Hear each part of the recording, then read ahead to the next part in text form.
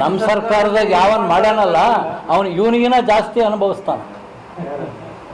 ಯಾರು ಅವ್ರು ಉಳಿಸಿದಾರಲ್ಲ, ಇವ್ರು ಹೇಳಿದ್ರಲ್ಲ ನಿಮ್ಮ ಸರ್ಕಾರದಾಗೆ ಅಂತ, ನಮ್ಮ ಸರ್ಕಾರದವ್ರು ಯಾರಾದರೂ ಅವ್ರ ಜೊತೆ ಕೈ ಜೋಡಿಸಿದ್ರೆ ಈ ತಿಂದಿರೋರಿಗಿನ ಜಾಸ್ತಿ ಶಾಪ ಅವ್ರಿಗೆ ಬರುತ್ತೆ.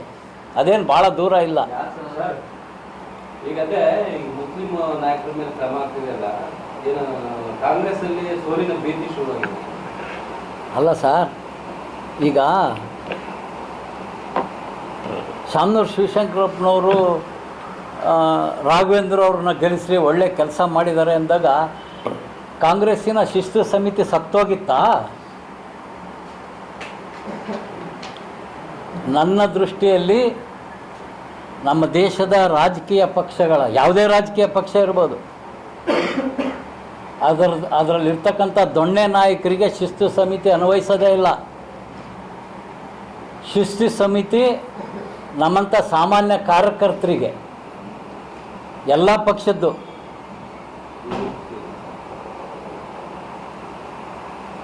ಶಿವಶಂಕರಪ್ಪನವ್ರಿಗೆ ಒಬ್ಬ ವಿಧಾನಸಭಾ ಕಾಂಗ್ರೆಸ್ ಸದಸ್ಯನಾಗಿ ಈ ರೀತಿ ನೀವು ಹೇಳ್ಬಾರ್ದು ಅಂತ ಒಂದು ನೋಟಿಸ್ ಕೊಟ್ಟಿದ್ರೆ ನಾವು ಒಪ್ಕೊಳ್ತಾ ಇದ್ವಿ. ಯಾಕೆ ಇದೇ ಒಂದು ಉತ್ತರ ವಿಧಾನಸಭೆ ಚುನಾವಣೆಯಲ್ಲಿ ಕಾಂಗ್ರೆಸ್ಸಿನ ಸೈಫುಲ್ಲಾ ಅವ್ರನ್ನ ಹೆಸರು ಕಾಟಾಕಿ, ಮಹಾಶಯ ಮಲ್ಲಿಕಾರ್ಜುನ್ ಅವ್ರು ಕಾಟಾಕಿ ಅವನ ಹೆಸರು ಬರ್ಕೊಂಡಿದ್ನಲ್ಲ, ಆವಾಗ ಇಬ್ರಾಹಿಂ ಅವ್ರನ್ನ ಕಾಂಗ್ರೆಸ್ ಅಧಿಕೃತ ಅಭ್ಯರ್ಥಿ ಆಯಿತು. ಅವನು ಹೇಳ್ತಾನೆ, ಅವನು ಭಾಳ ಮಾತಾಡ್ತಿದ್ದ, ಕಾಂಗ್ರೆಸ್ ಗೆಲ್ಲತ್ತೆ ದಕ್ಷಿಣದಲ್ಲಿ ಅಂತ. ಆಮೇಲೆ ನಾನಂದು, ಹೌದಪ್ಪ ನೀನು ಕಾಂಗ್ರೆಸ್ ಅಧಿಕೃತ ಅಭ್ಯರ್ಥಿ ಆಗಿದ್ದಿಲ್ಲ, ಎಷ್ಟು ಓಟ್ ಬಿದ್ದು ಅಂತ ಕೇಳಿದೆ. 5,000 ಅದು.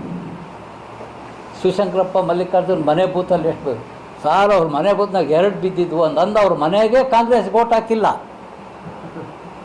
ಒಂದು 50 ಓಟು ಆ ಒಂದು ಬೂತಲ್ಲಿ ಬಿದ್ದಿದ್ರೆ ಅದರೊಳಗೆ ಇವ್ರ ಮನೆಯವ್ರು ಹಾಕಿದ್ದಾರೆ ಅನ್ಬೋದು.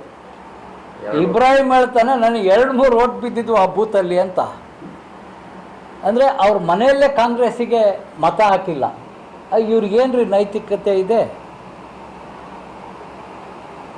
ಅವ್ರ ಮನೆಯವ್ರು ನಿಂತಾಗ ಮಾತ್ರ ಕಾಂಗ್ರೆಸ್ ಪಕ್ಷ ಶಿಸ್ತು ಸಮಿತಿ ಆ್ಯಕ್ಷನ್ ತಗೊಳ್ಳೋದು.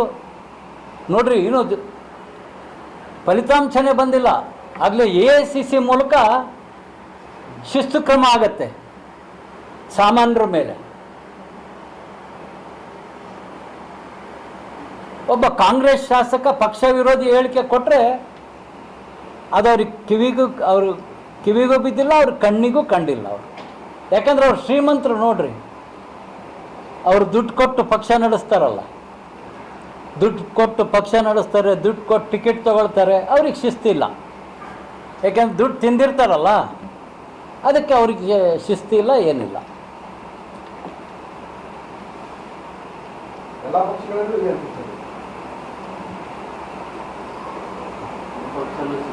ಪಕ್ಷದಲ್ಲಿ ಇದೆ ಅಂತ ಕೇಳಿದ್ರೆ ಸರ್, ಅದನ್ನು ಮೊದಲೇ ಹೇಳೇ ಪ್ರಾರಂಭ ಮಾಡಿದ್ದೀನಿ, ಎಷ್ಟು ಸಲ ಹೇಳ್ಬೇಕು? ಸರಿ, ಏನು ಕಾಂಗ್ರೆಸ್ ಬಗ್ಗೆ ಏನು ಶಿಸ್ತು ಕ್ರಮ ಆಗಿರೋದು, ನಿಮ್ಮ ಪಾರ್ಟಿ ಸಾಮಾನ್ಯ ಕರ್ತರು, ಆ ಪಾರ್ಟಿ ಕಾಂಗ್ರೆಸ್ ಕಾರ್ಯಕರ್ತರು